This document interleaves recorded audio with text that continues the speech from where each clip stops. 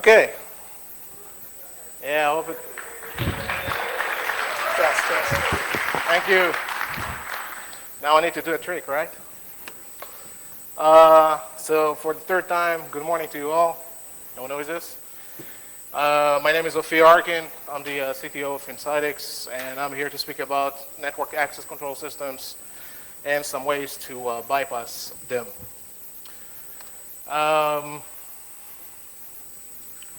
Since we're late, like in 10 minutes, I'll try to go over all the slides in the time that I have.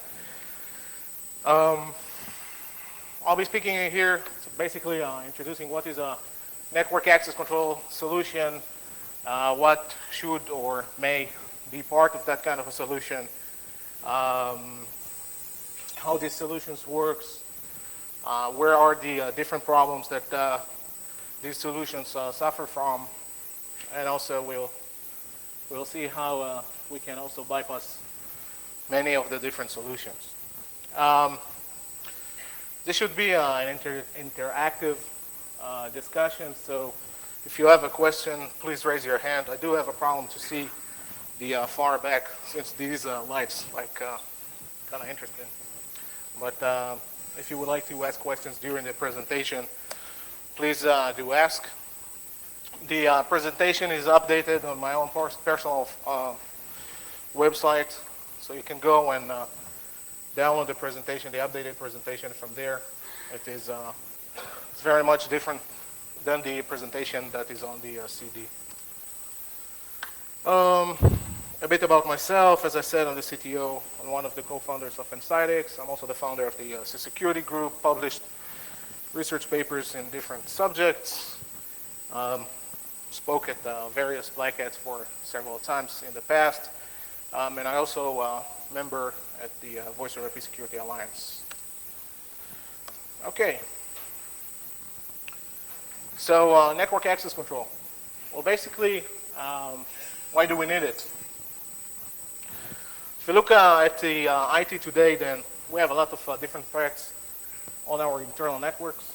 Viruses, worms, information theft, roaming users, and of course the lack of the control of the IT infrastructures. That led some companies to implement security solutions to try to control the access to their internal IT networks.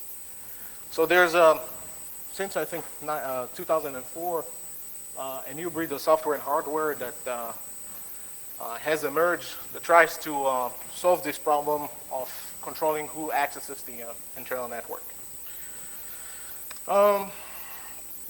The definition of what is a network access control, and even the term network access control, may vary from one vendor to another. But the general consensus is that this is a set of technologies and defined processes which aims to control the access to the network, of course. I would like to state that network access control is a valid technology, and it is something that you need to consider as part of your internal network security. The problem here is that we don't have any kind of common criteria for network access control. So there is no definition what are the different parts that the network access control should have, and also different vendors may have different parts. There are some different initiatives for network access control, from the Cisco Network Admission Control to the latest Microsoft Network Access Protection to the Trusted Computing Group, to Trusted Network Connect, to others, to the different many vendors that may offer an NAC solution. In a glance, the basics for a network access control solutions must be the ability to detect a new element that connects to the network, and of course the ability to see if that element complies or not with the security policy that has been set before. Another basic capability that must be supported by any network access control solution is the ability to restrict the access of those elements which do not comply to the security policy. But of course, there are other components and other parts of this solution that may or may not be introduced with a vendor's network access control offering. So we've been speaking about the element detection, and there is also authentication, which means the ability to ID and authenticate each user that access the network, no matter where they are authenticating from or which device they are using. This is actually a very tricky one, and it means that if you support authentication and you provide a complete solution, it means that you must have the ability to authenticate those users who remotely connect to your enterprise as well. Endpoint security assessment is basically the ability to assess whether a newly introduced network element complies with the security policy. Usually this is done through using a certain agent, a client on the check machine, usually only for Microsoft Windows, checks the operating system, the patches, the patch level, whether or not there is an antivirus software, whether it is updated or not, and basically in most cases that's it. Remediation is the ability to say, well, this machine is not compliant with the security policy. Quarantine it to a separate subnet or VLAN, and we'll be talking about these in a few. And then the ability to introduce them to remediation servers that will allow them to fix the issue which prevented them from being connected to the network. Authorization is basically something that most of the network access control solutions lack. Not all of them contains this. But basically authorization is the ability to verify the access rights of a certain user which accesses the network. Basically saying whether it should or shouldn't go to a certain place or access a certain server or resource. And usually it means that the network access control solution needs to interact with the authorization schema that might be defined in one of the servers on the network, like Active Directory, Radius, or whatever. Another component which is usually neglected is the post-admission protection, which is usually associated with the continuous monitoring of the users, their actions, and what they're doing on the network. So worms, viruses, malware will still be able to be detected even if the user had been granted access to the network. Usually these share the same similarities as intrusion prevention systems, but it also involves with profiling traffic, profiling user actions, and so forth. So as I said before, the implication means that if we would like to control the access of each and every element that may connect to our network, whether locally or remotely, it means that we need to look at the local network, and we also need to look at the remote connections through VPN or other means. It means that we need to look at how these elements are connected to the network and put the means to control them through that. So on the VPN issue, we need to look at client-based solutions, SSL VPN, IPsec, and basically it will cover all those venues, and it usually will involve a specialized hardware. On the internal network, on that respect, we'll have to have usually special client software that would need to be installed on the elements. And the most important thing that we will have to have is the intimate knowledge with our IT infrastructure in order for us to know how our network looks like and where do we want and how we will install the network access control solution. Questions until now? Okay. It's like everybody are quiet. Okay. We still haven't spoken about anything interesting. Cool. Attack vectors. What can we attack? What is there to attack? Actually, there's a lot to. First of all, and you will see in a few slides that the biggest problem is the solutions architecture. The way a certain solution uses a certain technology in order to first find the elements that are accessing the network. Secondly, the ability to quarantine them? What are the different ways certain technology uses in order to quarantine the elements? And of course, what are the different enforcement methods? We will see that there are a lot of gaps into the element detection and quarantine abilities, as well as the enforcement methods that will allow us to bypass these solutions. And also, you can also try to attack directly the different components that compose the network access control solution, the remediation servers and all those servers that you interact with.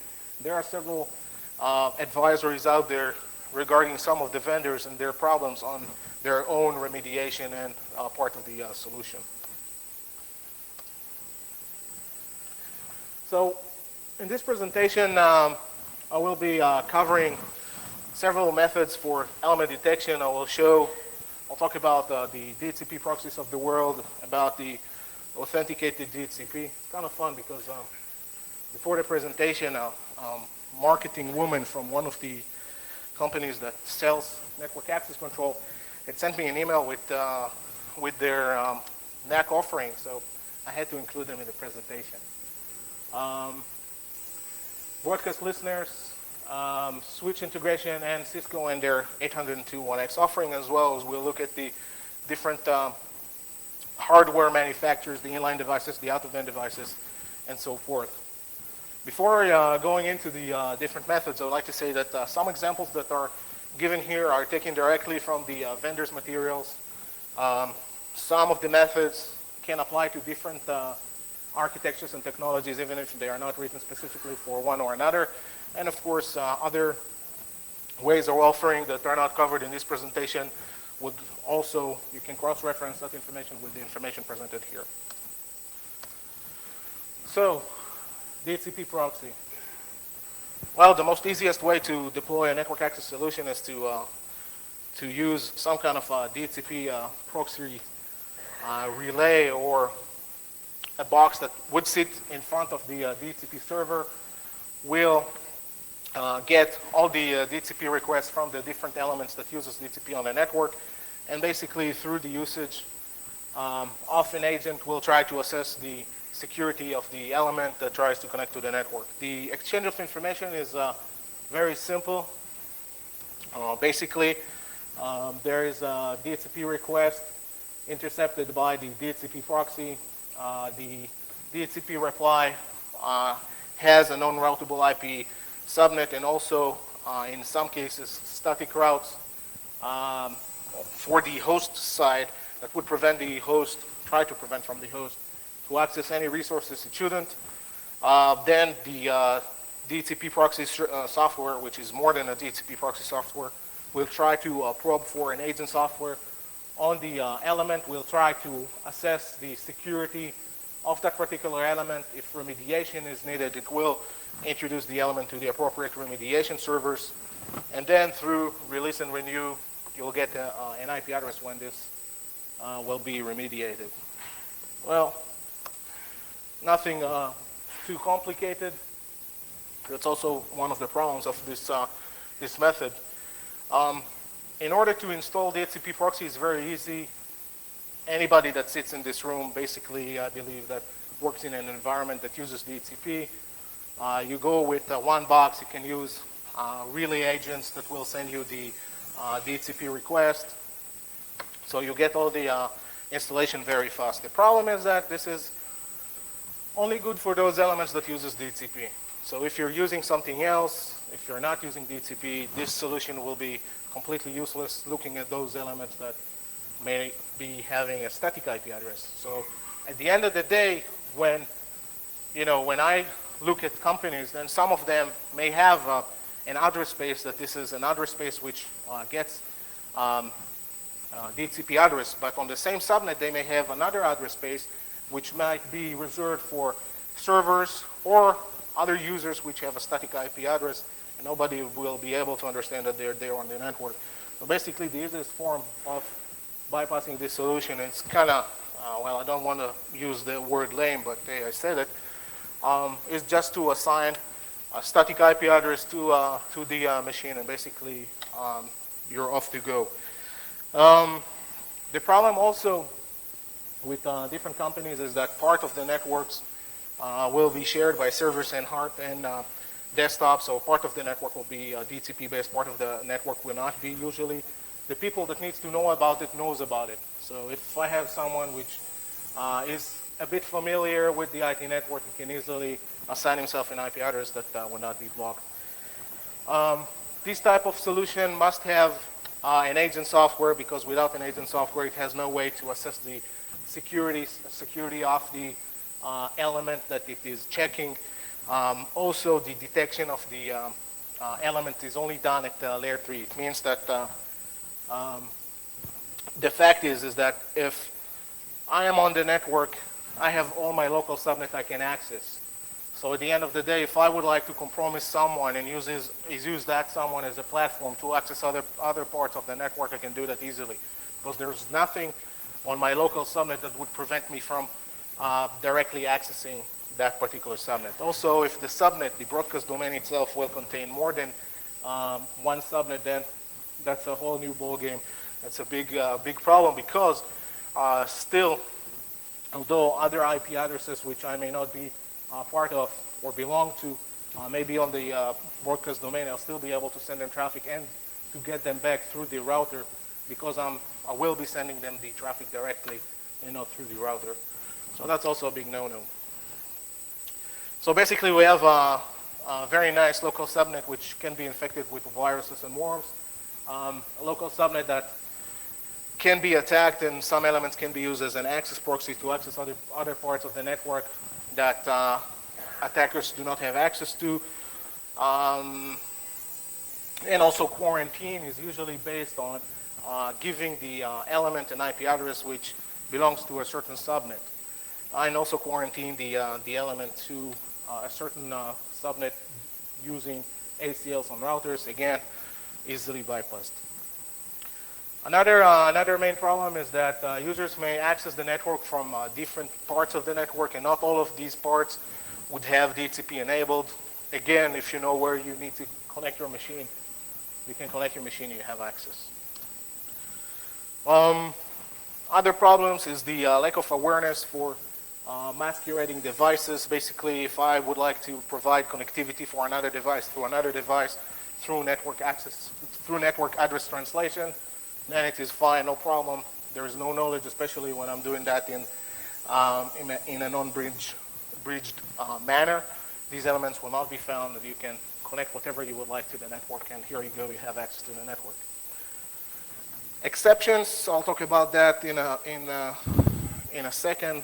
And also, just think about it, there is no real user authentication here, because the user is not authenticated to nothing.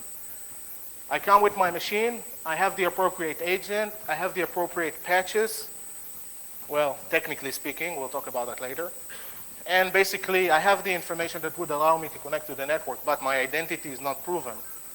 Basically, the solution does not know what is my identity.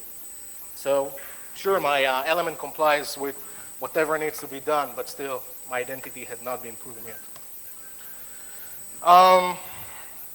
This is a quote I found with a document called Network Access Control Technologies and Cygate Compliance on Contact by Cygate, now Symantec. And I guess you can read it for yourself, but since it's fun, systems without agents can be granted network access two ways. First, a non-Windows exception can be made that exempts non-Windows client from the NAC process. Second, a MAC address-based exception list can be built.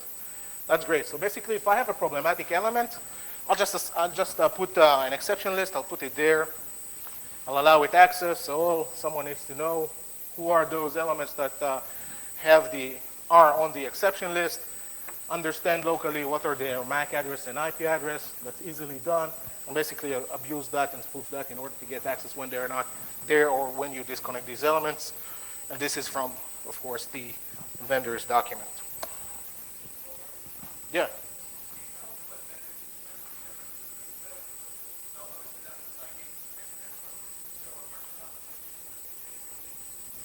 I need to say that Microsoft Network Access Protection does have DHCP, but they do state in their documentation, and this is something new to Microsoft, that this is the worst ever way to do network access protection. So I have a quote from them later in the presentation saying that, well, it's not security. We just want to make sure that the element that connects to the network has the right patches. So basically, any solution, you'll see that most of the solutions out there today, they do DHCP-based, they do 802.1x, they do other things, but it's basically whoever does DHCP proxy, it's really not such a good thing to do. But we will touch 802.1x later, and you'll see that 802.1x is also something that if you don't do it correctly or in many ways, you can also have some fun there. It's fun because I saw someone from one of the network access control systems vendors wrote in his blog that sure, their customers ask them frequently regarding the problem of assigning a static IP address and bypassing the solution, but since they're not able and do not have the money or the will to deploy 802.1x, then they'll still go and implement the DHCP proxy, and it's okay with them. Well, you can judge yourself if it's okay or not. I don't think it's okay. So another funny solution, in my opinion, is I call it the DHCP in a box. Basically, it's another DHCP replacement that at the end of the day provides DHCP addresses to the network. And since it does so, it basically uses this ability in order to authenticate the user according to his username and password on the network. And only after the authentication of that particular user, it allows him access to the network. So basically, the solution components are not, well, solution components include the DHCP replacement box, an authentication portal, which can be on the DHCP box itself, and of course, your regular Active Directory or wherever you put your usernames and passwords. It may also have additional servers, patch management, vulnerability management, and others that can also be attached to the solution.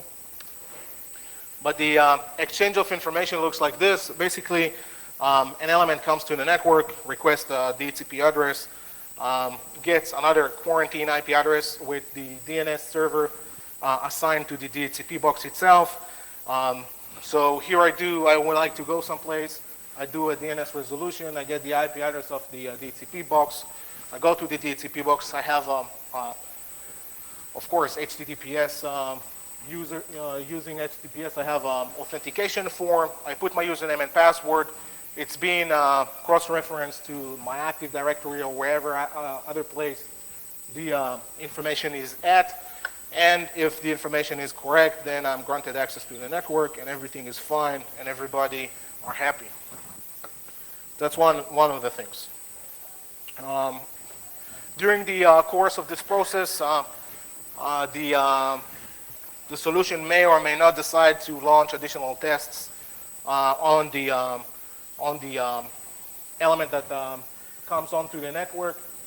Basically, these tests may include a vulnerability assessment or a patch management solution trying to assess the security of that particular element. And we'll relate to that in a second. Theoretically, it sounds like a good solution. You know, oh yeah, I'll authenticate all the users. I know all the users because they are in my database. It's basically operating system independent because, hey, my Mac users and my Linux users and my Windows users, they all can do this all together. All in all, this is a very bad solution. I wouldn't recommend it. Well, if someone knows how to play with this, it's easily bypassed. All the same problems that we talked about with the DHCP proxy also applies, but the biggest problem here is that if you do not have a client software on the element that you're trying to assess its security, then you do not have the ability to really know what's the security posture of that element. So if I would like to have a vulnerability scanner to scan a certain element so I can understand if it is vulnerable to something, well, you know what? I can't assess its security because there are some information that I need to take from the element itself directly and not from saying, okay, this element does not have any open services. Well, you can't actually scan for all of them as well. And that's enough for me to say this element should or should not be on my network. The other problem here is that it is really, really trivial to bypass this solution and steal your credentials. You all know what rogue DHCP server is, because some of you, when you are on your network, there are sometimes guys, especially from QA or R&D, that installs Linux, and they say, oh, DHCP server, yeah, sure, I'll install that. But who cares? So we have another rogue DHCP server on that network, and whoever answers you, or basically the answers that the first answer that you get, this is the answer that you usually will trust. So basically, what needs to be done here, just to put another DHCP server on the network and do the same stuff as the DHCP in a box that does. We'll give you the IP address of the DNS as my address. I'll give you a nice IP address that you can use, and you'll redirect your traffic to me, and I'll get your credentials, say thank you, and wait for the time that you will be disconnected from the network, and it'll abuse your credentials. Easy. Nothing new with that. Questions? Okay. Another breed of solutions is the broadcast listeners. Broadcast listeners is a good name for basically an agent software that is installed per subnet and basically listens to broadcast traffic in order to catch those elements that may or may not, of course, that will be on that particular network. It looks at different different packets, mostly looking to have ARP requests, NetBIOS, DHCP requests, and whatever broadcasts to the network in order to detect the elements. So if I'm now going to use the term managed and unmanaged. Basically, managed is an element that has a client software by the vendor that is installed on it that allows it to assess the security, and unmanaged element is basically, well, you get the understanding. So basically, if I have a client software on the element that tries to connect to the network, the element broadcasts its traffic. The agent on the software catches understands that this element is now trying to get to the network, communicates with the broadcast listener. Basically, the situation or the posture of the security on that particular element is being assessed. If it needs to be remediated, it is. If not, it is assigned the IP address and it's all good. Who can tell me, looking at this particular scenario, what's bad in this scenario? This is an unmanaged element, and it accesses the network. And what's the problem with this scenario? Of course, it's assuming that I'm there, right? Assuming that I will hand the broadcasting traffic to the network, assume that I will use that. And also assumes that if the appropriate detection will be done, then by using a vulnerability manager, management software, or some other software, again, the information about the host will be able to be collected, and the information that I need in order to assess the security of that particular element will be gathered, and also the ability to quarantine the element through something. So I don't have an agent, I don't control the calls, I don't control the element. So the last thing that I have here to do, since I do not control the DHCP, is to interact with the switches. So in most of the cases, I need to know where the switches are, because believe me, they are not on my local network, they do not share the same IP address, they will be managed through another subnet usually. And when you come to the organization that may have 3,000, 4,000 elements, you may have 200 switches, and understand who connects where, that's a huge problem. So unless I understand which element is connected to which switch exactly, quarantine these elements, well, it's very questionable. So weaknesses here, you have to deploy, you have to have access or information from each and every subnet. You must know what are the different subnets for an organization, what are the different locations you need to be deployed at. In some cases, I hear vendors that say, well, we come to the client and we ask the client to provide us with this information. Well, you buy a security software, you buy something that needs to secure the network, and you need to rely on information that is with the organization. And I guess that you all know that this information is usually partial. So in most of the cases, well, 70% of my network will be covered, but what about the 30 other percent?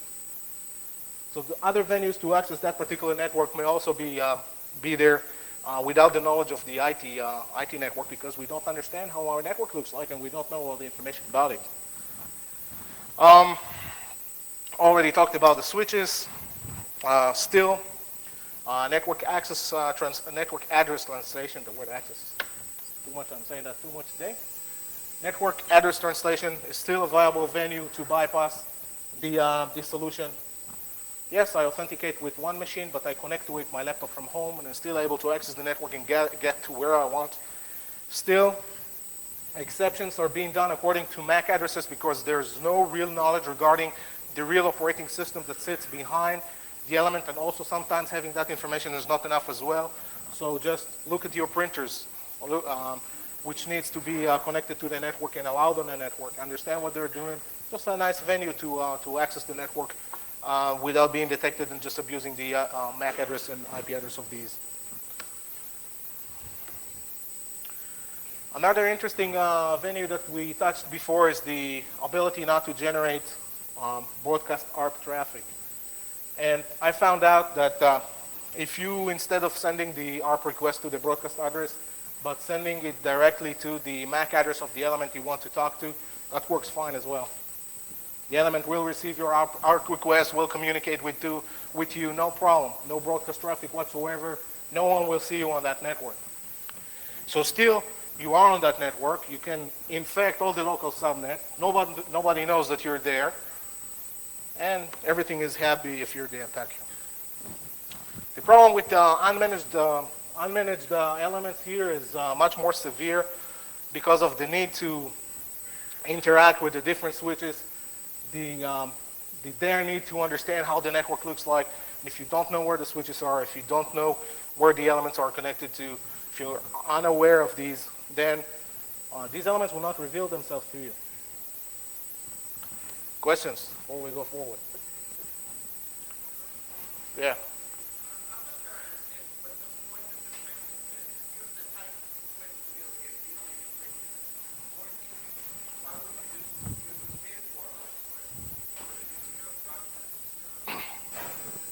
You can do that. You can introduce an out-of-band solution. We will touch that later on. These also suffer from some other.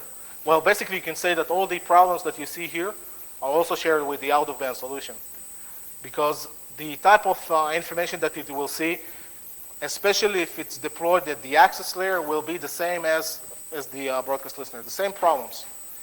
If the out-of-band solution will be using a passive port which is after the router, meaning it will look only at IP traffic, that will be useless. Because then you'll also be missing, yeah, it's back. Then you'll be missing also crucial information such as the MAC address of the elements. And then when would you like to reference the information that you get from the network, you'll not be able to do that. Question here, yes?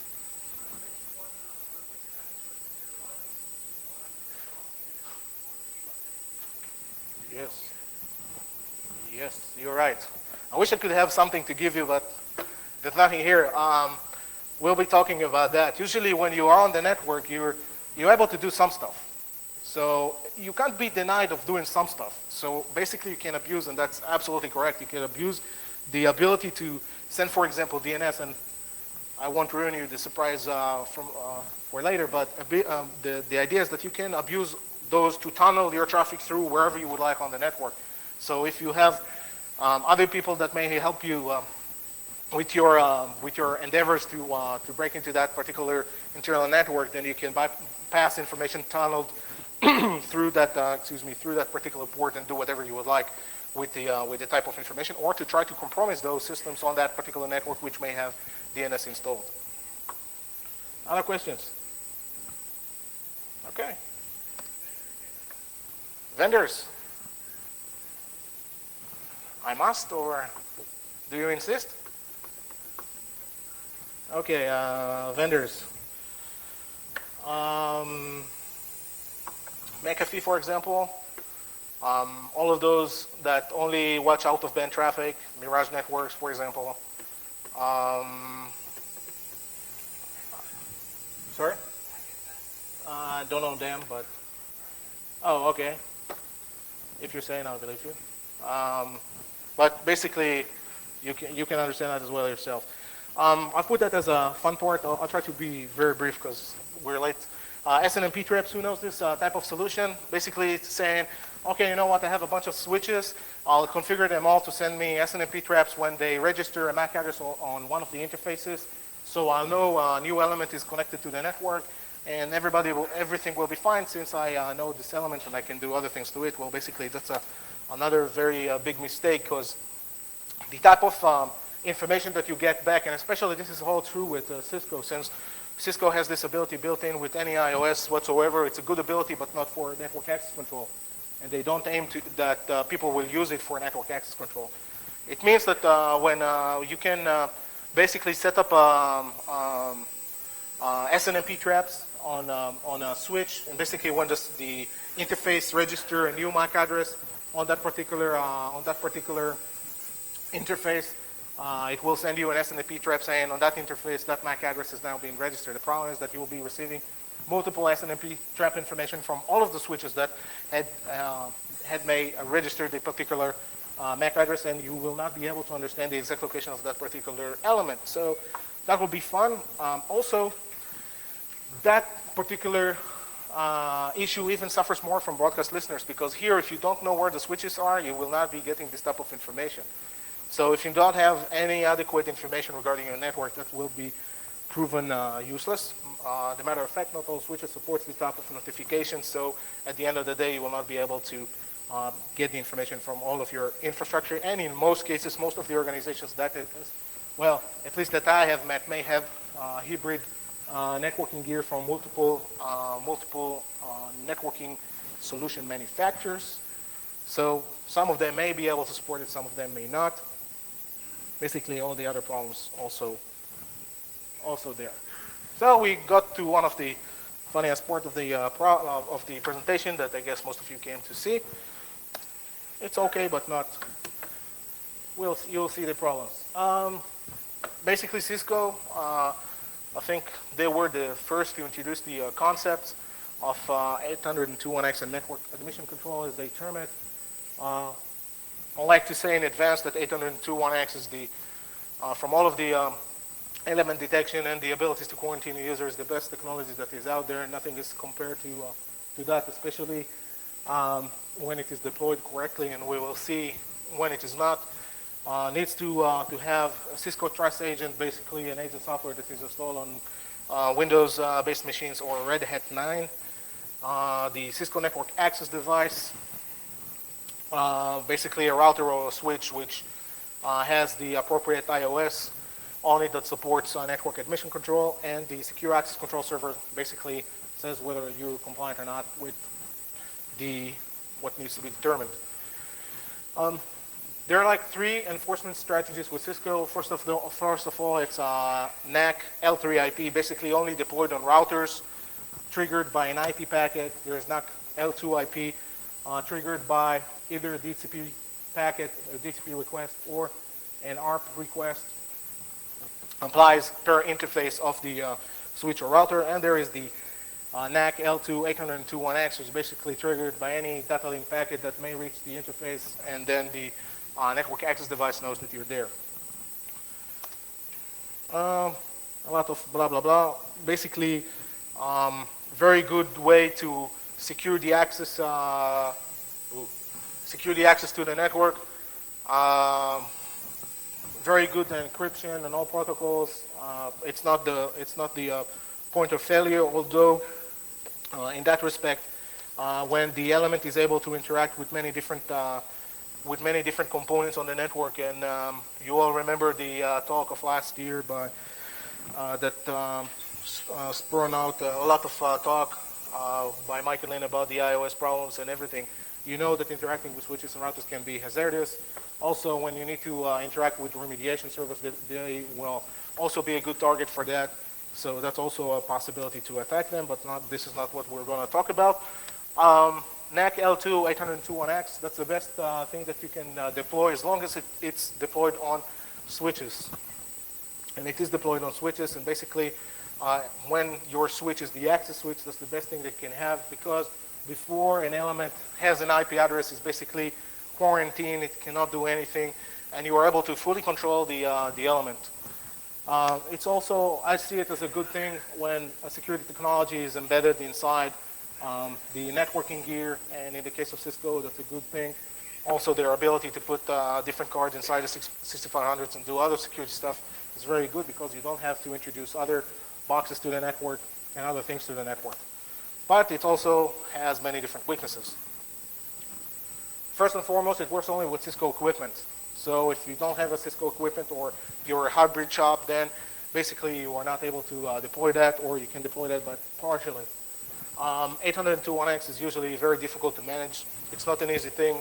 If you try to go over the different deployment and configuration guides by Cisco, it's not trivial. Especially also that not all of the networking equipment that you may have on the network may support this. You may need to upgrade it or replace it. Is a cost that also needs to be associated with it. And also not all of the elements that may reside on the network can do 802.1x. Sorry? What do you mean by non-Cisco?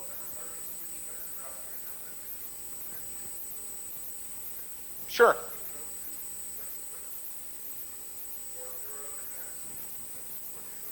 Yes, but I'm looking at Cisco. I mean, I said earlier in the start of the presentation that we'll be looking at different vendors, different architectures. I may not be looking at all of them, but you're correct. There are 802.1x that are non-Cisco. There are companies who, other like other networking gear manufacturers that do 802.1x at the access layer, the access switch. These are all good solutions. I'm not saying that they're bad. I'm talking here about what Cisco does. So if I have a component on the network that is not able to do 802.1x, I should have the ability to do an exception for that particular element. And also there's also a cost for doing this. But the problem is also with Cisco is what network admission control capability you would like to have. If you deploy either NAC L3 IP or NAC L2 IP, then you have the ability to bypass these solutions. And why? Because first, L3 IP is being deployed using routers only. It means that all the local subnet that you may be connected to will still be able to be infected with whatever you would like. And still, if you would like to attack one of the systems and use this as an access proxy to reach the other networks, then you still will be able to do that. Also, the NAC L2 IP, it applies per interface. It's triggered by either DHCP or ARP. So if you do not trigger these, you'll still be able to tunnel through traffic through that particular interface. And also, it applies per interface, but still you're able to connect a hub, a Cisco IP phone, and basically have another network or another subnet down there that the switch will not be aware that it's actually not a direct connect. Not that it's not a good thing, but still you'll be able to connect different things to that particular area. Again, the problem here is that when you don't have the particular Cisco Trust agent, you need to manually configure exceptions, so you'll be able to connect all of your devices that do not have the agents, such as your Macintosh machines, such as your Solaris machines, Linux machines, and all those machines to the network. There's also an offer to do exceptions by device, by Cisco device, according to the CDP. Well, that's another not such good thing to enable. So basically, if you have no knowledge regarding what the exception is, you have no knowledge regarding the particular OS, so you can go to an element that you know that it is an exception, plug it out in the network fellowship, and you'll have the same access rights as that particular device. Especially with L3 IP, you can still infect the all local subnet and still own machines on that particular network without the knowledge of that particular network access control means. There's also the ability to use an audit server to audit several elements on the network if they don't have the Cisco Trust Agent, meaning to fire up a vulnerability management solution, assess the security of the device, and then say, okay, it is allowed or not on my network. Again, the same problem here. If I know how to defend my particular element, then I will be able to have good defenses. I'll be able to admit myself to the network. Another problem is, which is also shared here, is the inability to detect network address translation. Still able to detect whatever virtualization solution that is a freeware to the network, and basically use that in order to allow other element through an authenticated element to get on the network. And of course, when I don't know how my network looks like, I do not know where to go and which switches and routers I need to enable in order to do network admission control. The gentleman here that actually said before talked about the ability to do DNS. Here's an example from the Cisco Network Admission Control Framework Configuration Guide that talks about which are the different protocols that needs to be enabled and what is the default quarantine ACL that needs to be deployed on the routers and switches. As you may see, the UDP to DNS is allowed to everywhere that you would like. Of course, everybody needs to support EAP over UDP and such. So still, you're able to tunnel information through DNS. You will be able to tunnel information through other means. These will be still available for you as a venue to pass information. Since they stole my 10 minutes of my time, I'll go real quick to another thing that I would like to say. I swear I'll finish in 5 minutes. Okay. There are several endpoint security assessments that can be done using agent or not using agents, and there are some issues here as well. First of all, it's a good thing to have an agent on a box. Tells you what's the security posture of that particular machine. You get all the information you need. You're able to do good quarantine, good remediation, and everything. The problem here is that we have one big problem, is that we need to know where to deploy these type of clients. Because if we don't know what's on the network and which are our devices, we're not able to deploy the clients where they need to go to. Also, and this is something that not a lot of people are talking about, is what is the type of information that are actually these solutions are looking for. They're looking for the OS version, they're looking for the patch version, they're looking for the service pack version, they're looking for the patches, they're looking for the antivirus, and they're looking for the different patches installed. How many of you ever played with the Windows registry? How many of you have seen how it's easy to change these values? So basically, if I would like to put my computer, which may not have the right patches or may not have the right operating system version, all I need to do is, in most of the cases, is go to the registry keys that holds this type of information and manually change them. So I will be able to admit myself to the network. Still don't have the real software, but my Windows registry tells me that these are the right values and these are the right checks that needs to be there. Another point that I would like to make about the risks that are out there. The risks usually are, of course, that there's a risk mitigation when we say, okay, these elements have the type of software that we would like to have on the network, and we sure lower the risk to our network. But at the end of the day, the type of risks that we would like also to combat and network admission control, network access control may or may not help us to do is, first of all, to defend against 0 days.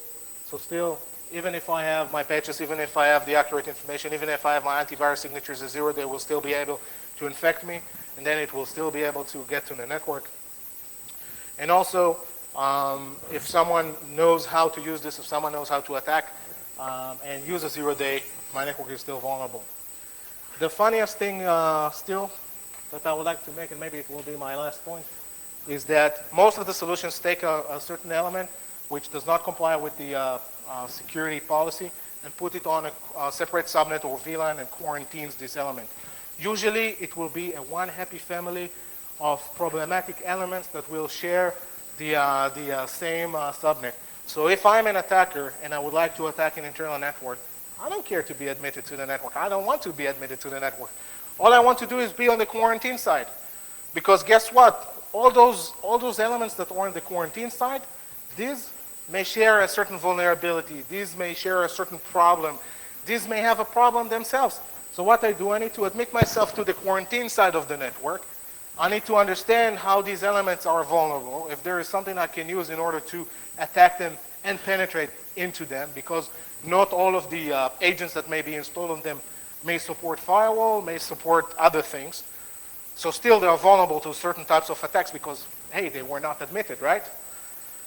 So I will go, I will attack them, I will put something that not a lot of people knows about, and maybe the security companies that put the agent on do not know about, and I will be able to control them, although, oh yeah, now they're admitted, now they're remediated, but still I have control. So that's another big thing. So the solution for that is to put each and every one of them in its own private VLAN without an access to another one, because if you're still able to access them when you're in a quarantine, that's the end game. That is even worse than admitting yourself without the need to be there. Let's see if there's also something else that I want to say. Questions real quick? Yes. Yes, let me just see. Okay, I just want to show this. Basically, this is a statement from Microsoft. I do appreciate them putting that on because at the end of the day, they already understood what this is all about. And let me just put the first slide or one of the other slides. Other questions? So thank you for having me and thank you for your time.